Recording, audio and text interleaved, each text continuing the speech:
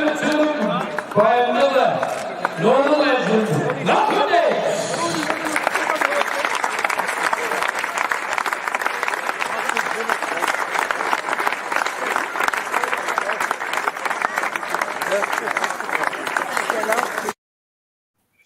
Malcolm Dix, God bless him, left this mortal coil yesterday, and we've got some fine gentlemen here to discuss Malcolm and the life that he led, and proud to be on the screen with these guys, John Gibson and Malcolm, of course, who are regulars on a Thursday with our own show, and delighted to welcome John Waugh tonight, who was part of the Magpie Group alongside Sir John Hall, and of course alongside Gibbo.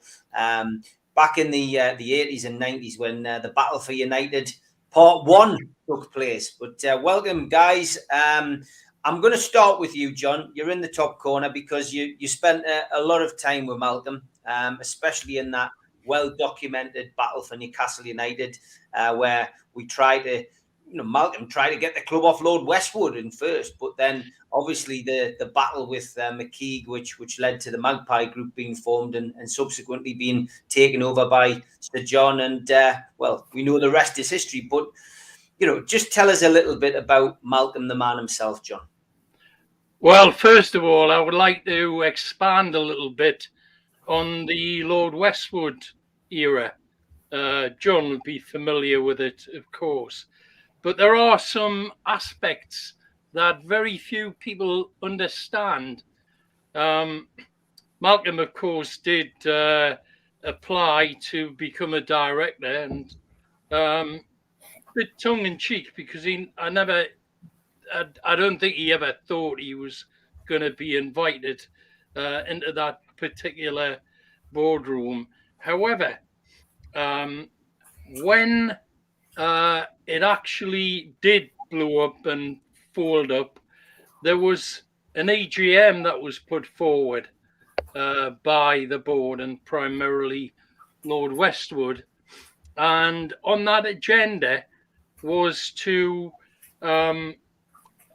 have the missing shareholders, after a certain given period where they weren't responding from the records of addresses in the company documents, there was a proposal that the existing board would be able to reallocate those shares after a given time. Now, Malcolm was on his own then. This is before we got together, Alan Rooney and Peter Ratcliffe joined him, and the AGM was called. So Malcolm opposed the proposals in that AGM, and by himself he managed to gather 26 or 27% of the votes, and he blocked that. Now, if he hadn't succeeded, because Malcolm won on that particular issue, and if he hadn't, when Sir John came along, there wouldn't have been the missing shareholders, which we really went to town on and actually achieved a huge success with the Magpie Group. But Malcolm actually blocked the very thing that Westwood was trying to do, which would have locked the club up. Not many people realise that, and Malcolm did it on his own. It's an amazing insight, that, John Gibson, and from your perspective, you had two hats on, really, as usual. You had your reporter's hat on and you had your fans' hat on, but you became really close to Malcolm. Yeah, from a very early day. And John, I remember, of course, sitting, probably the beginning of the 70s, John, in a bar just round the corner from where the Irish Centre is now, Chinatown there, sitting in a bar with Malcolm, who was explaining to me what he was going to do in challenging Newcastle United. He was a shareholder himself, is what we've been talking about through Walter Dix, dad. And he was discussing, and I remember sitting there and being stimulated by him. and being enthralled by him and thinking that he was mad as a hatter because he was so bold and so brave on taking on these Newcastle people. And you thought, what danger is this to yourself? Because obviously Malcolm hadn't the clout, or none of us had the clout of Sir John in terms of the financial clout of Sir John. And I feared for Malcolm financially that if he rattled cages so long and irritated so many people, there would be a price to pay. And there was for the lad for a while. There was a big financial price to pay, but he was always a guy, whose pint pot was half full. It wasn't half empty. And he was like a bouncy ball. When he was put down, he bounced straight back up again and come up with the next thing that happened. And him and John and other people, the formation of the Newcastle Supporters Association, and the famous number 9 bar, which John will remember, opening up in Gallagher there, was opened by Waugh June the 9th, 1980. And an open top coach drawn by a horse came round the city from Bambers, I think, if I'm right, up to the number 9 bar.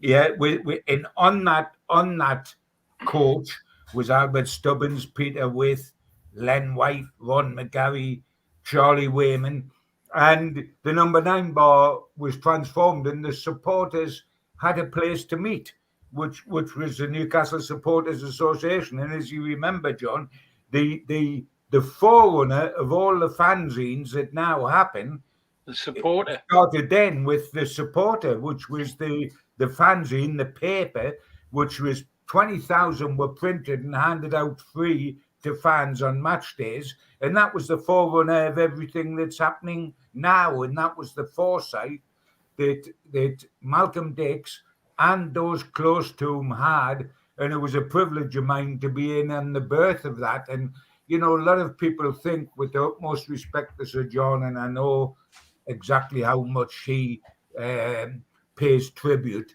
to Malcolm, a lot of people think Newcastle takeover and Newcastle all happened with Sir John. As John Moff knows, and as I know, and as with Peter Ratcliffe and other people, it started way before that. And it was that inspired Sir John. I was sitting in his house, Sir John's house, yesterday morning when the news came through that Malcolm had finally passed away. We all knew the struggle that he was having. And John was saying the very lovely phrase that if Malcolm Dix hadn't fought the first battle, John would never have won the war, and the Magpie Group would never have won the war, because we had to have the first battle first. And he was on about how Malcolm Dix badgered him 3 or 4 times to try to get behind a movement to take over Newcastle United. And John said he was too busy. He was building the Metro Centre at the time, which tended to keep you busy. The Metro Centre was a little bit important to the town at the moment. Pick that to one side. We want to save Newcastle United.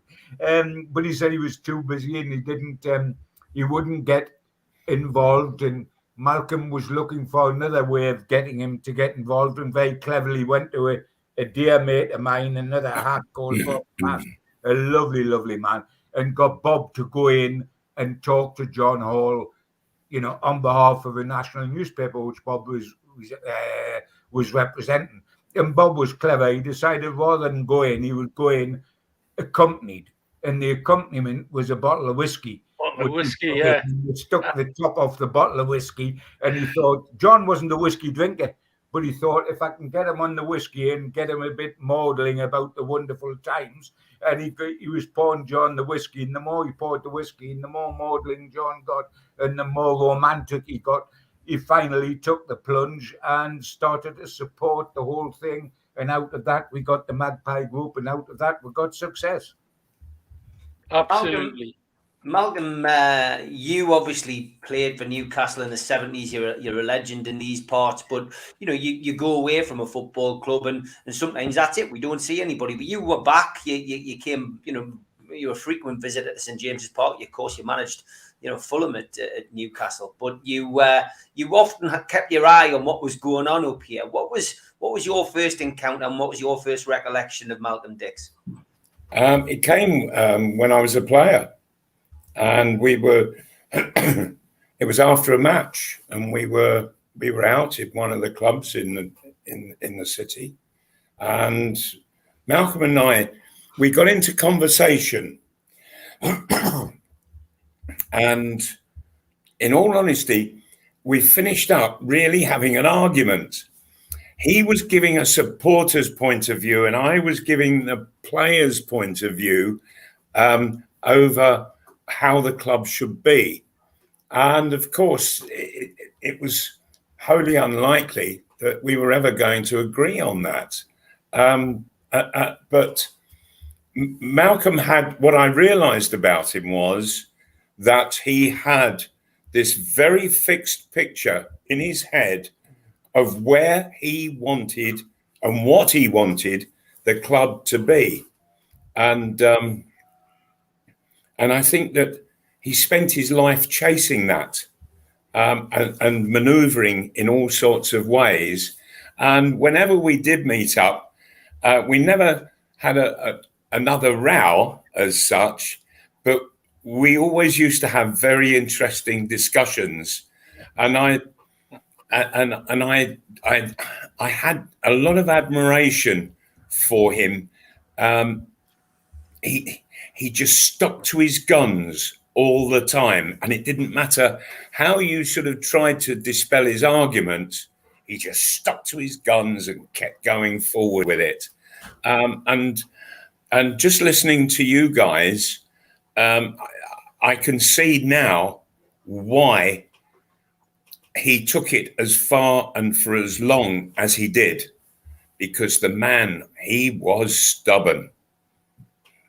He was, John, and that was something, John Waugh. This was something, John, that essentially, put him in, pole position, I guess, to lead this kind of action against people who weren't running the club as the way he saw it.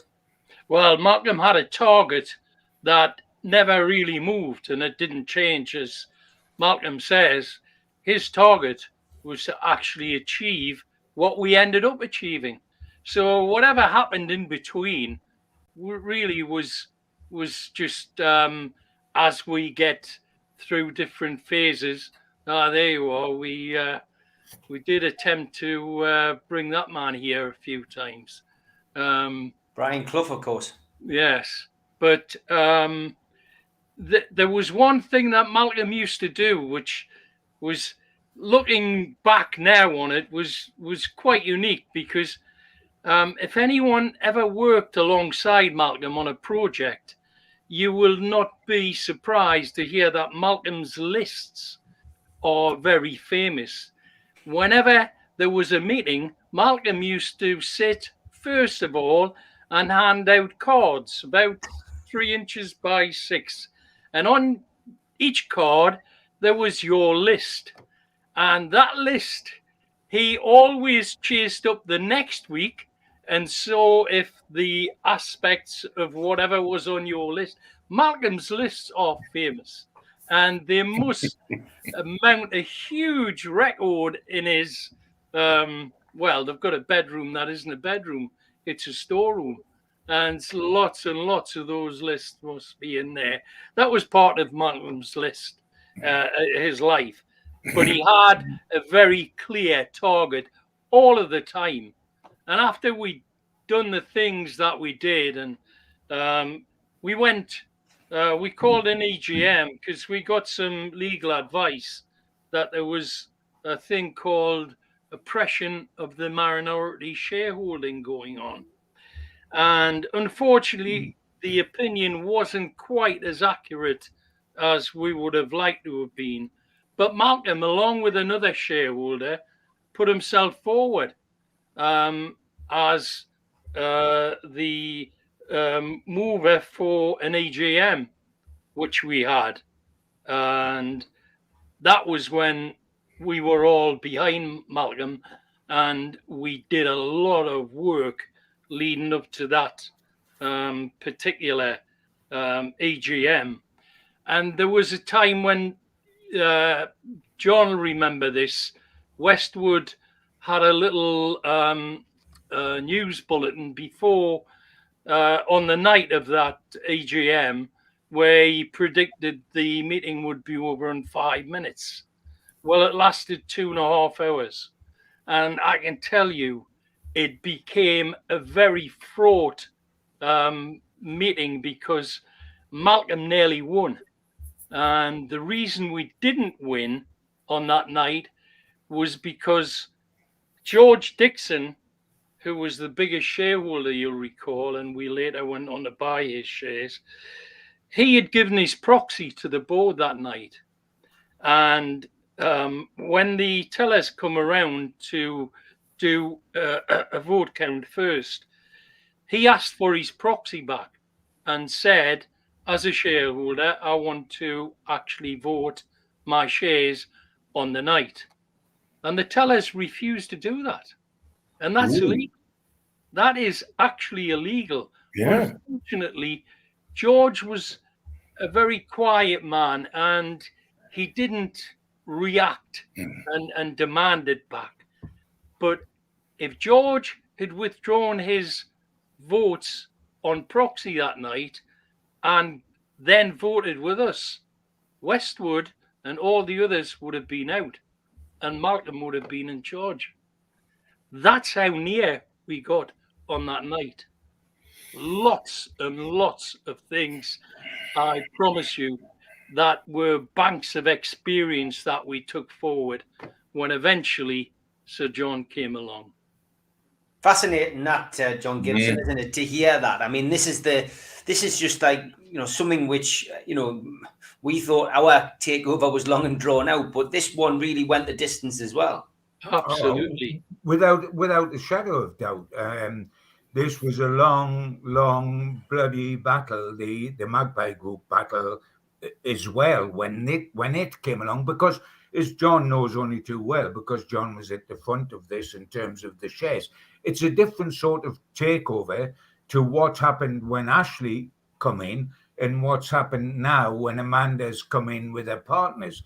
Because now, once the club is concentrated by one man or one group, which John established at Newcastle, because the group essentially became John Hall, and then it was Mike Ashley, and now it is Amanda and the Saudis. Then the power was held in the shares, which were scattered all over the country. There was major shareholders to pick off, like Dixon and the Mackenzies and the famous families where shares were passed down from father to son, and they automatically ran Newcastle. The great Newcastle families of Mackenzies and the Dixons and the Teagues and the Rutherfords, and then they were scattered all over the place. So you had to spend a long time picking off each individual family and little shareholders holding 10 shares here and 20 shares there and 100 shares there. It was very different, and that was always going to take time. It wasn't a matter of now the Saudis and Amanda talking with Ashley and then the deal's done or it's not done. It's concentrated now, isn't it? Apart from when the Premier League wants to make it a bit interesting. But then it was very, very different, and it was a different fight. And I mean, at times it was surreal. I mean, John and Peter Ratcliffe, Alan Rooney were in the front line of challenging and getting the shares on behalf of John. And I was the sort of PR guy to make certain the fans knew what was going on, because John was very very important that the fans were on board in the way that Amanda Staveley is trying to do now. Keep the fans informed on what's happening. That was part of my job. There are times I was meeting directors privately, etc. And it was like James Bond stuff. I mean, I went to meet one particular director, and he changed where we met. We'll meet here, and then he took me somewhere else, and then he asked me to go in his kitchen, and he turned the tap on the just in case I was wired, so that there would be no sound come out. So I'm standing in the kitchen with this tap on, full belt, all the hot water's coming out, my glasses are misted up, and I'm thinking, what's this all about? Like, I said, are you going to fill the kettle or having a cup of tea? No, we're not. Actually, it was just in case I was wired. But I mean, you know, to a simple lad like me who got into this just to support NUFC, I thought, what's this, James Bond, or what life have you got? It absolutely fascinating at the time, but it's only fascinating, you know, when you win, and eventually, thank goodness, we did. Yeah, Malcolm, it's been, you know, it's been a hell of a ride for Malcolm Dix, and I guess the thing that we probably all know him for, other than you know, his involvement with fighting the good fight at Newcastle United, Sport Newcastle, and he's done so much work in the community. And I think Gibbo's headline tonight was, you know, he should never be forgotten. And I mean, that is very, very true, because he was a member of more committees than I've had hot dinners. Usually he was the chairman at some point of these committees. I mean, he got me involved with Sport Newcastle. He got me involved at the Tyne Theatre and Opera House as part of being a trustee. And, you know, but Sport Newcastle, I think, is one of those things that he can be immensely proud of, because the fact that the money that was raised by Sport Newcastle over the 50 odd years now, yes, 50, is all gone into bringing on the young sports stars of tomorrow. And Victoria Pendleton's probably the biggest name of recent days that we can remember, but Jonathan Edwards is another one who goes along and supports, who benefited. And you know, the awards that were handed out to those youngsters probably, you know, pushed them on to go on and achieve greatness, and that's got to be admired. That's got to be surely another one of his legacies, Malcolm. Yes, it must be. Sorry, Steve, you caught me, because I've been hearing the name Malcolm so often this evening. I don't know when. Well, yeah, it's all Malcolm and John, isn't it? It's all Malcolm and John. His other legacy, Supermac, is essentially Sport Newcastle. You know, yes. Other than the Magpie Group. I don't know where he found them all the time, and yet when you met him, he was such a sort of self-effacing guy.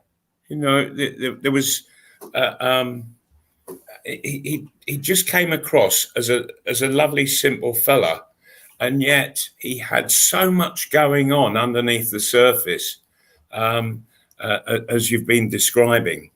And you're right. I don't think that he'll ever be forgotten. I think he's been an integral part of Newcastle United and the city of Newcastle itself, and of course, for all of his efforts, you know, when you just look at how things have turned out at Newcastle United, you know, all of a sudden it's seriously on its way up. So Malcolm can, he and his family, they can, they've been a part of creating all of that, and so I sometimes think back to the arguments that we had, but of course when we were having those arguments, he had never made it clear just what he was really up to and doing. I knew him merely as a supporter, but he was an awful lot more than that. And as the years have gone by, I've been quite surprised as to how involved in all sorts of things that he's been. And he's going to be a sad loss to all of them, all of those different institutions. If I may say so, Steve, I mean, we can't underestimate, but we talk about Newcastle because it's so important and it touches all our lives and it's so high profile within the city.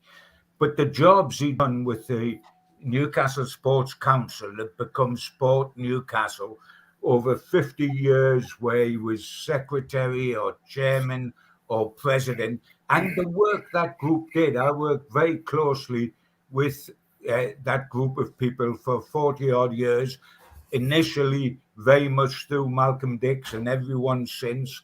And there were wonderful special days, and they helped everybody. As you say, I mean, Jonathan Edwards talks about the first real pair of spikes he had as a kid. It came from Sport Newcastle, who recognised his ability and supported him with gear.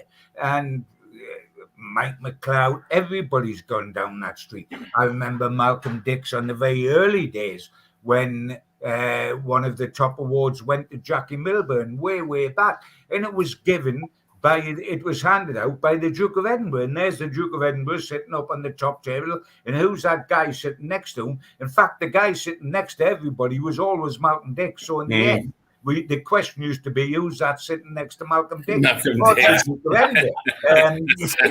It turned completely the other way. And I mean, I went and I did the famous interview I did when John meets John at 7 the Chronicle, which was Elton John. And I used to do in those days the mic work for Sport Newcastle or the Sports Council. And Elton John was doing the talking that night. And there he was. And I got a special interview with him and got a rapport with him. And Malcolm was always part of that, was always enthusiastic. And the main thing, you know, the lovely thing, and I mean this is the biggest compliment you can give him, if you have a Coke and you pop it in your sink, which is full of water, and you put your thumb on the top of it and you press it down into the water, when you take your thumb off, it bobs back up to the top. Malcolm did that every day that God sends. If he was ever put under pressure and under the water, you bet your boots he would pop right back up there and continue on. What John said yesterday morning when I was sitting with him in his house and we were talking about Malcolm, because we just heard about Malcolm, he said he's a gentle man as well as a gentleman. And that is what Malcolm Dix was. And his family have every right to be mightily proud of the man and what he achieved at Newcastle, the city of Newcastle, under amazing odds. I mean, he ended up as an honorary vice president of Newcastle United, as John Waugh himself is, bless him. And his fingers, you talk, Steve, about him being not just involved with Newcastle United, but the Sports Council, the Tyne Theatre, the very early days, he was involved in the music scene in Newcastle. He was a big figure behind Newcastle Gosforth, the rugby club that has now become the Falcons, which was originally just Gosforth and was very big and won the John Player Cup, etc., become Newcastle Gosforth and then become Newcastle Falcons. He was on the committee there. If there was something happening, Malcolm would be part of it. It was like, opening an envelope. Whenever something happened, there was Malcolm, because he was on so many committees, helped so many people. It was absolutely untrue. And I think it was Supermac that said, how on earth did he find the time? And that's true. And yet he found the time for his family, who he adored. And his life has been very, very full. And while I am absolutely decimated by Malcolm's passing, I think we ought to look now on everything as a celebration of a great life, very well lived, as opposed to being miserable. He would prefer us to give a round of applause for the life he lived, rather than be absolutely desperate and morbid about the whole thing. God bless him for what he did for this city. Because, it's like most things, isn't it? The great work that is often done is outside of the public domain. It's under the surface. That's where the proper work is done. That's where the Magpie work was done, by people like John Waugh and by people like Malcolm Dix and Alan Rooney and Peter Ratcliffe. That's where the work was done that enables the fountainhead to come out up front and the job's completed. But a lot of work is done beneath the surface, and a lot of work in various things, in rugby, in the theatre, in Newcastle United, was done by Malcolm Dix. John Waugh, tell us about the feeling and, you know, how Malcolm reacted, I guess, to the celebration after the takeover went through in your day? Because I know from my perspective, having been involved in the recent takeover to a degree, that I felt deflated, and the one call that I got was from you, you know, and you were wondering why I wasn't dancing around my living room. But when I told you that I was feeling rather dejected and depressed, you said it'll pass, but it's not surprising because you've been pushing an immovable object for years now, Stephen, and finally you've got nothing else to push. And those words of wisdom from you, John, were massively helpful to me. But how did you guys feel when it went through for you and Malcolm in particular? Well, in particular, the same feeling, because we'd been pushing against this unbreakable wall for so long, and then suddenly it wasn't there. It just was gone. And there's a little bit of a void. You're really unsure because you want to be dancing on the ceiling, but it actually does pass. And the realism of the breakthrough eventually comes. As far as Malcolm's concerned, I would like to point out that during the time when he was doing all of these things, and you know, the Sports Council, the Magpie Group, all of that, he was also running a business to earn a living for his family. So he wasn't as though he didn't have other things to do. In fact, his brother was very much against the time that he used to spend, because, you know, Malcolm would never refuse anybody help. If you rang him up, he would take on board what you were talking about and trying and do something for you. But Brother Bart wasn't too happy about that. And that was always a problem. When we were doing the Magpie Group, I would have a daily lunchtime with Alan Rooney, and we would sneak a call through to Malcolm, quite often starting to talk about our cookers, so that his brother would hear him talk about the cookers. And then we would change the subject, which he didn't need to reply to. But that was a problem. Malcolm still had to earn a living. And during all of that, he did very successfully achieve that. I used to think, there's more than one of these guys around, you know. Well, there's more than one Malcolm Dix, because where does he get the time from? But he always did. Always did. I'd like to point out as well, when I talked about the Westwood EGM and that it took 2.5 hours, we did feel, but it was that close as I've described. But the bitterness that came directed at Malcolm from that was because they ended up having a financial assault on Malcolm's personal situation, and they attempted to get a charge on his house for the costs, and that in itself was an issue that when you look around the room, sometimes people have disappeared out of that room. Well, fortunately for Malcolm, me and Alan Rooney helped him and made sure that didn't affect his family, because Malcolm put himself on the line many times, and that was an example of when he had put forward his name for the action and ended up with a result against him. But fortunately, it didn't actually affect his family. But it didn't stop him coming again and working with us on the other projects that came along. Yeah, I mean, it's just going through some of the photographs there that we've loaded on tonight, and lots of happy memories, lots of different things that Malcolm, was involved in with the club. But certainly his greatest achievement was helping the Magpie Group wrestle control of the club. We will talk a little bit about current affairs, because I know we agreed that before we came on. But final words on Malcolm Dix. Firstly, from you, John Waugh. Well, Malcolm is a part of my life that I'm very, very grateful that I came across him, and I look back with great memories that I can take to my grave. Great memories. John Gibson.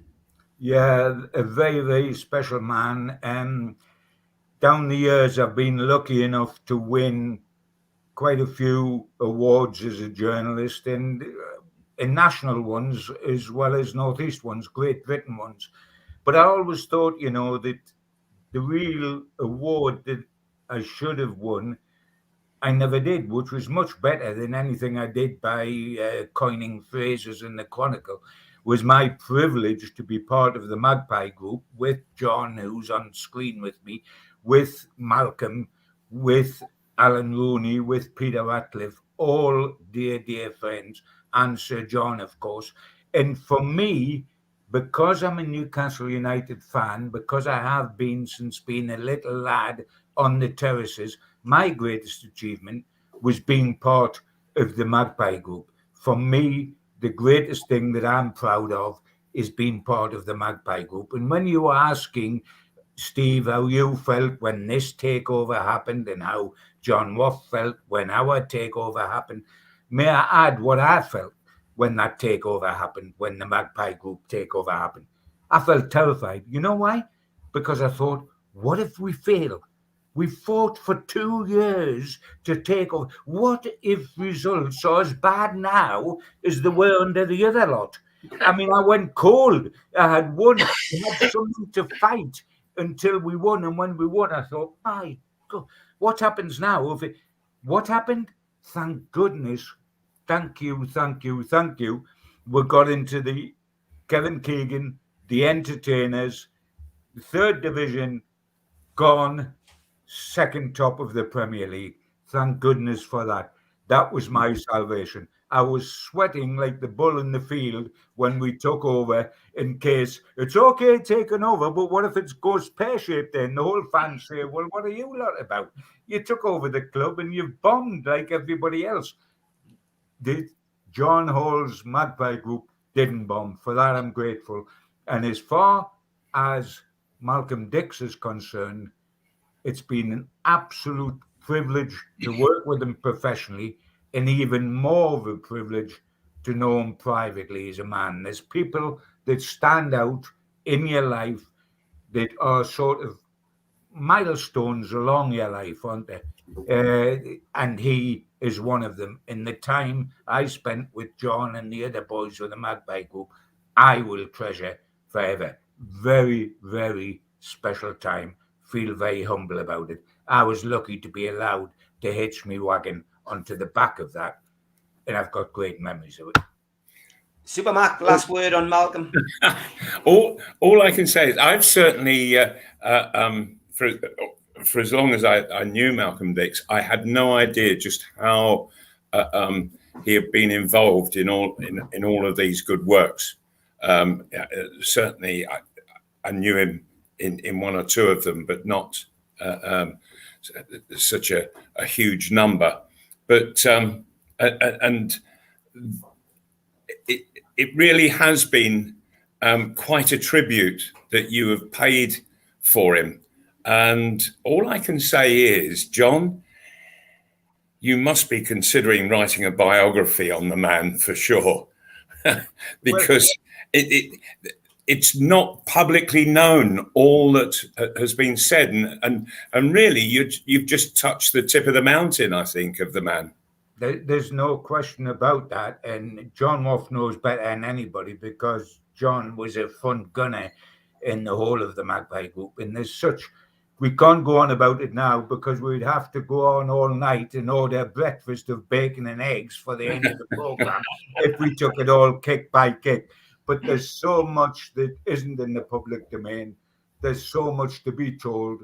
I can't think of anybody better to tell it than the guy who's on the screen sitting above me right now on the split screen.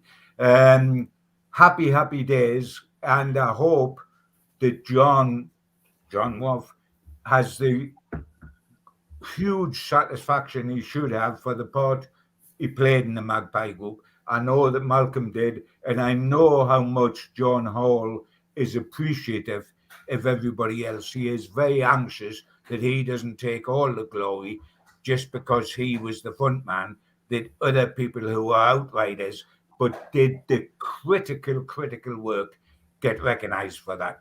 One of those was Malcolm Dix. An absolute pleasure to see him. We've lost a dear friend, but he'll live on in so many hearts of everybody he touched. And I think the people on screen, he will live on in their hearts. No question about that. Very much a pride, but I'm a great believer that tonight is a matter of celebration, a celebration of Malcolm Dix's life, not a night of tears.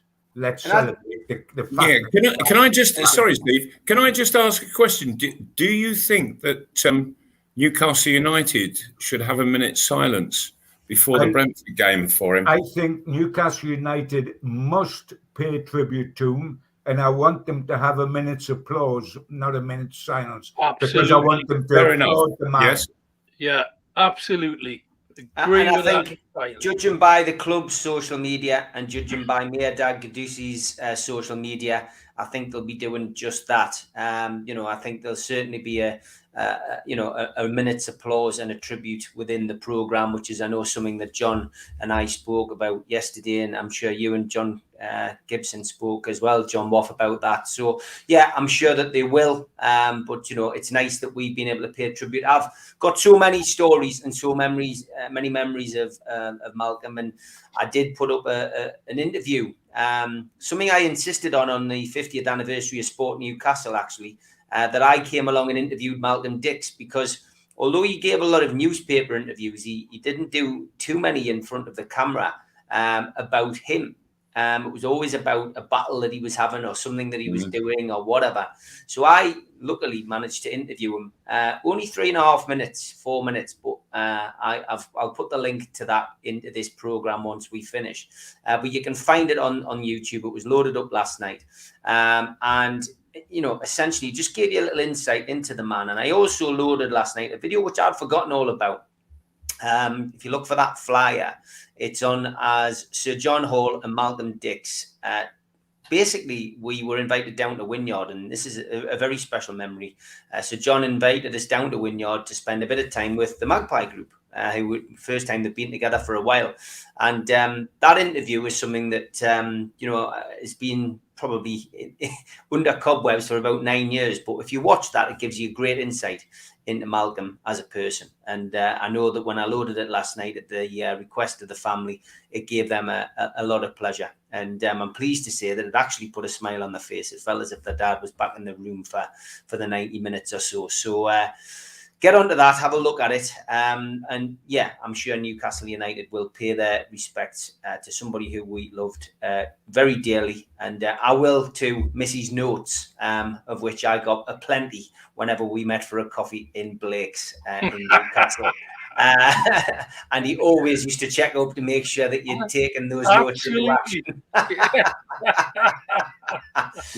Before we talk Newcastle United, I've got to give a shout out to the sponsors. Big thank you to Spider VPN for sponsoring us again this month. For all your internet security, Google Spider VPN. They come up at the top of your Google search list. Also, thank you to skipsandbins.com. Telephone 0800 25 45 25 3. Email inquiries at skipsandbins.com. Website www.skipsandbins.com. Easy, contract free and pay as you go waste collection. And thank you to L&G Family Funeral Directors 01913897245 and at qtechshop.co.uk, the makers of pool tables and snooker tables in Wallsend in Newcastle, and the guys who run our website NUFCmatters.com.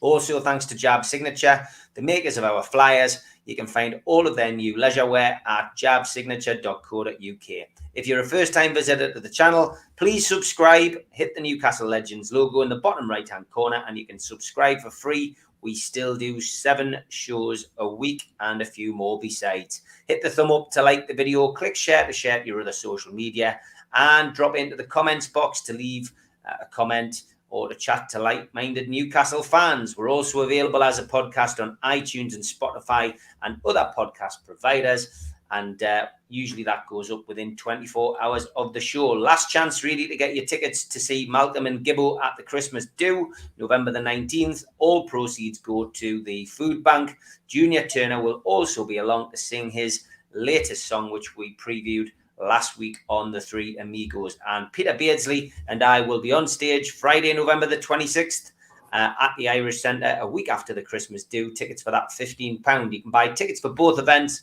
at newcastlelegends.com. Just click the shop and you can buy your tickets there. Bobix.com is where you buy your tickets for an evening with me and Malcolm. Again, another food bank night. Bobix is in Jesmond, and tickets for that are going quite well. It's only a small venue, though, so do not miss out. And if you want to make a donation to the food bank, even though it's International Week, it is still operational. NUFC fans, food bank, you can make a virtual donation to the Matchday Bucket, and you can also enter the raffle to win a pair of custom-made Peter Beardsley signed trainers donated by I Am The Renovation, and those trainers are being raffled in aid of the food bank. The winner will be drawn at the Evening with Peter Beardsley on the 26th. And don't forget as well, my book, Every Boy's Dream, is selling quite well on Amazon and in the back page in Newcastle and in the Metro Centre. 37 years of hurt. Hopefully I'll have to write a new chapter about the year that we won the league. You never know, lads. You never know.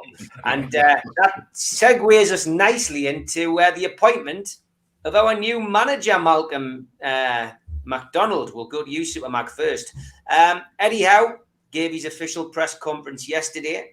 Social media was a buzz with delight. I think people were very impressed at the way that he handled his first training session, but then his first media session had the Magpies cooing. Absolutely. I think he's an absolute top-notch appointment. I really do. The guy is probably the hardest working manager that I've ever come across. He will start before 7 o'clock in the morning at the training ground and get out, make sure everything is absolutely prepared, that he's prepared to do what he intends to do with all the players, and he will work tirelessly with everyone as a team, but he will also work individually with players all of the while. And we will see players improving no end. And if they're not, they'll be out. It's as simple as that.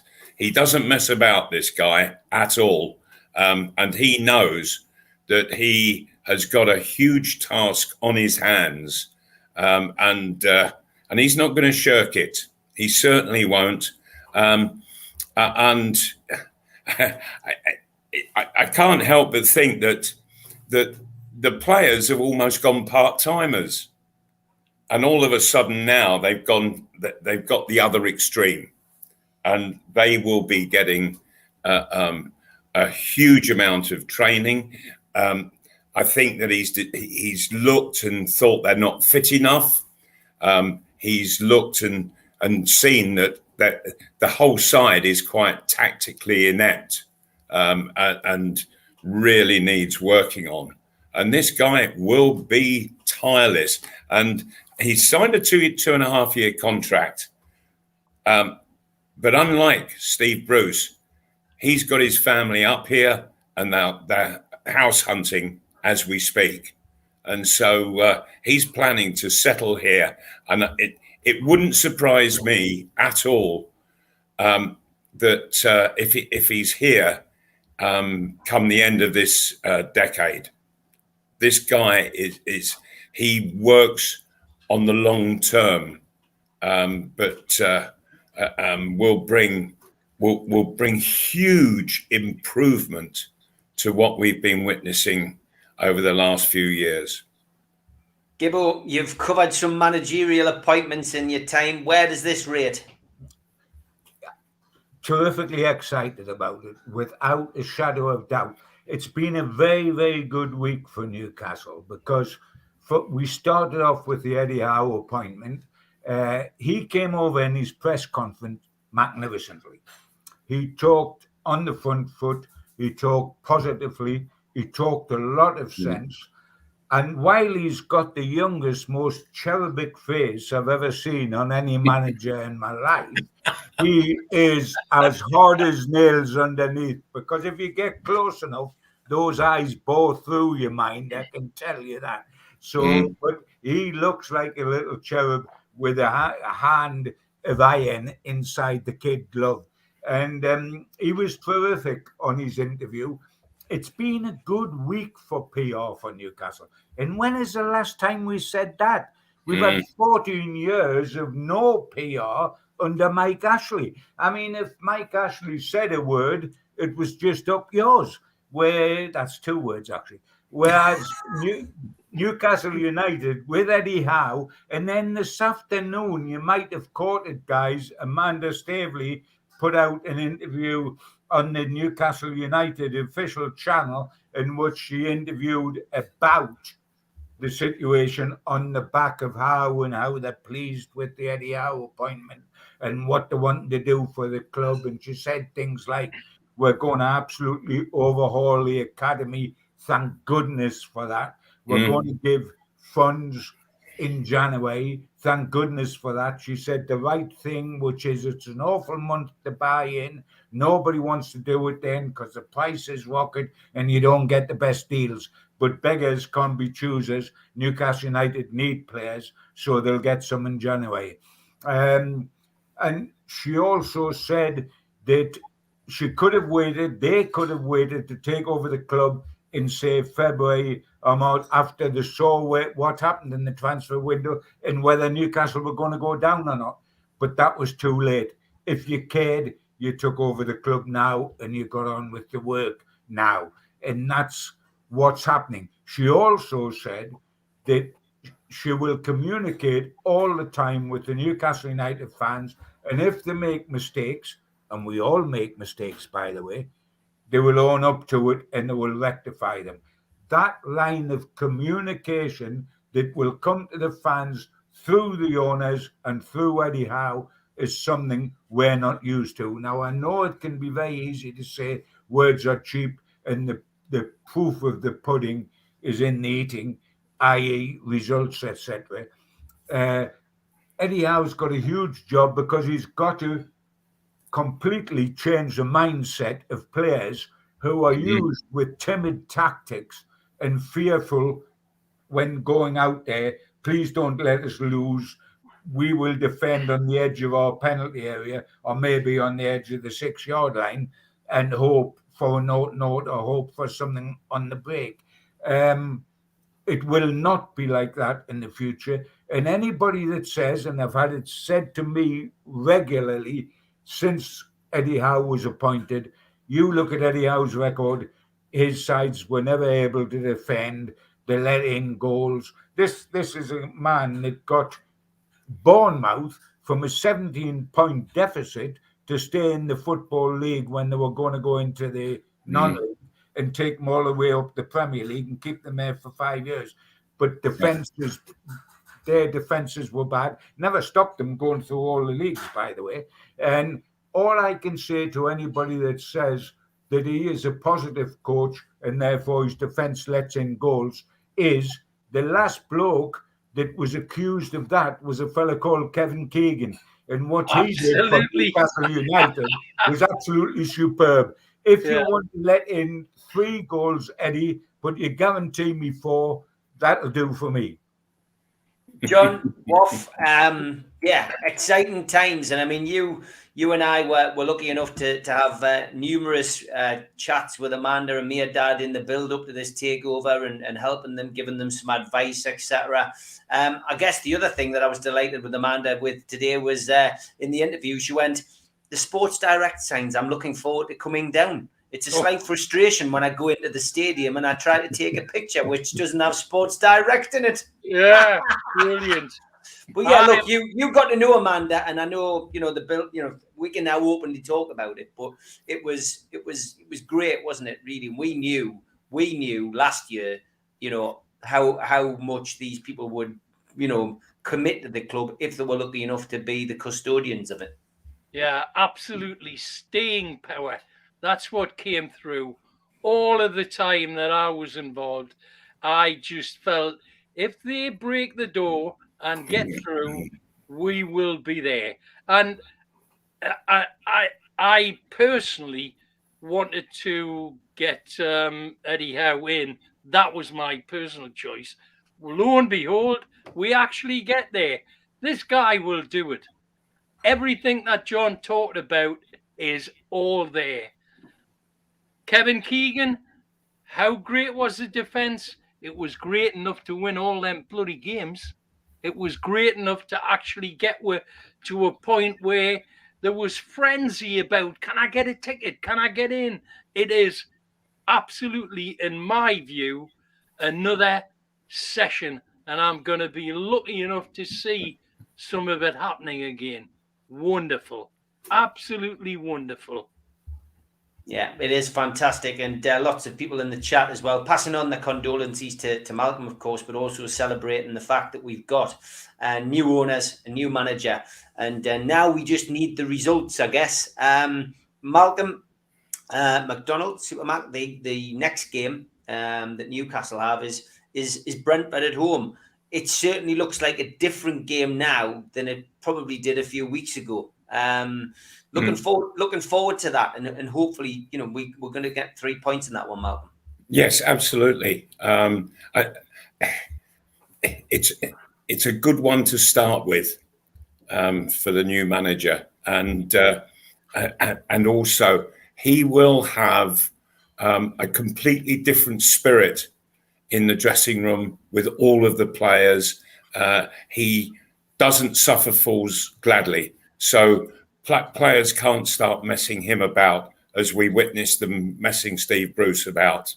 And Steve Bruce didn't seem that bothered when it was happening. This guy is an absolute 100% professional, and he will demand exactly the same from every one of his players. And if they don't go out and perform for a solid 90 minutes, doing everything the right way as he is demanding, they'll be out. They'll be gone. He will not mess around. And he's not going to let bad performance players affect his future, his career. And so he wants people who want a career similar to his, and that they'll work together, build together, and win together. And it's going to be really interesting just to see the makeup of his side. He'll have gathered an awful lot of information in these sort of 10 days leading up to his first game. Good that it's at home, I think. Really good, because he will experience that atmosphere in St. James Park. And when you think that he's only managed at Bournemouth with an 11,500 maximum crowd, he's going to have 52,500 people absolutely screaming for him to do well. And if that's not the boost of a lifetime for him and for the players, I don't know what is. Last point I'll bring up with you, Supermac, as well, is just the appointment potentially of Michael Emenalo. Obviously, we know that he stepped down from his current position. Is that something you would like to see? We know that he's got a connection with Eddie Howe. We know that this guy does have success at the various clubs that he's been to. Is that the final cherry on the cake, or essentially, I would say, is that the crown? Is that the crowning moment for this particular takeover and new appointments? Right, I think that he'll be an absolutely super appointment, and they are he and Eddie Howe. They are absolute dedicated professionals at what they do, and they will seek to work together to create the football team that I think that Newcastle United deserve, and certainly Amanda Staveley and the rest of her board, they deserve it as well, for sure they do. And it's all teamwork. It's working together. You have a manager who will identify what he needs, where the weaknesses are, and then he'll have a fella next to him who will look to discuss all the attributes of possible players that they could bring in and find out exactly what's required. And I think it could be a very, very exciting relationship. And do you know what I'm looking forward to most of all is sitting here in a decade's time and we talk about what these guys have actually been able to put together over that period of time and what we've got performing in front of us.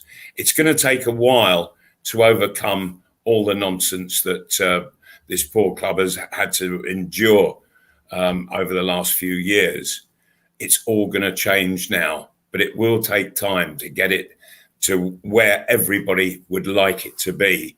But hey, we start against Brentford. It's going to be a long, but I think very enjoyable journey. Gibbo, obviously, the first question I'm going to ask you is it likely that this guy's going to come in, Michael Anamello? Yes, I think it is. I think it's very likely. And this appointment, you know, is the second most important after the manager, or equally important to the manager. In fact, there's no question, because it's a two-man job. What I love about what we now face, because we are in a deep mess, let us not we have gone 11 games. We're the only team in the Premier League that hasn't won a solitary single match. That's how much we need to change things. But I look at it now, and we mentioned 5 minutes ago about Brentford's a different match now. And it is a different match, but it's a different match for two reasons, guys. It's a different match not only because we've got Eddie Howe in, who can change the whole concept of the thing, but Brentford have gone from a team that started off in the Premier League after 74 years with 3 wins, 3 draws, and only 1 defeat, and were steamrolling teams till they've lost the last 4. They are ready for us, or we are ready for them now.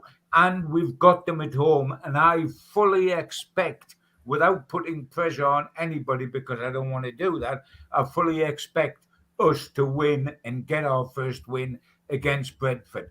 But look at what is ahead immediately. And Eddie Howe said we can't look further forward than the right now, because if we have our eye 6 months down the line, it all goes pear-shaped now. And right now, we have 3 of our next 4 games all at home, and at home against Brentford, Norwich City and Burnley. Norwich City and Burnley, who are in the bottom 3 with us. Now, we had wonderful, gentle fixtures like that at the start of the season. And Steve Bruce jocked them off. He didn't get the points that were needed. So when the tough matches come along, we were in deep claggy. I don't think Eddie Howe will blow what we've got now, because he knows, and he referred to it in his press conference, what's coming in December is big games again, tough games. Liverpool, Man City, Man United, are they tough anymore? I hope Ollie doesn't get the sack. But we have a chance. 3 of the next 4 games. Okay, we'll go to Arsenal in the middle of it. But we have got at home, Brentford at home, Norwich at home, and Burnley at home. If we take that, the complexion of the team from where we are now to where we'll be then will be completely changed. I feel optimistic. I'm a believer again. Can we make it quick to get a trophy, by the way? Because I'm getting on a time. I'm stubborn, but I would like to get the trophy pretty quick. John Waugh, we'll give the last words to you. A new, a sporting director, coming in above Eddie Howe. I think we've all been, watching with interest as to how that would develop. The name that's been mentioned and subsequently the fact that he's now left his job would look as if this could be the second worst kept secret in football. But good appointment if he comes in. Absolutely brilliant, but not. It's not something that surprises you when things have gone the way they have. We've come along from the extreme worst case scenario with Ashley, and we have traveled to the other end. So the things that are happening, I'm not surprised at all. And let's not forget, there are very, very good records of managers that come along and suddenly a team that is not playing and not successful at all, they start playing like different people. And that is, in my belief, the effect that we'll see over these few games. And I guess, because you're not on every show, John, let's have a prediction from you. I'll be getting a prediction off John Gibson and Malcolm next week, but give us a prediction from you for the Brentford game. 3-1. 3-1 to Newcastle. You heard it here first from John. Delighted, as I said at the start of the show, to share the screen with these three guys tonight. And as I say, I'm sure that we'll all be paying our respects and celebrating the life of our good friend Malcolm Dix. May he rest in peace, and we'll see you on the other side. Take care. Good night.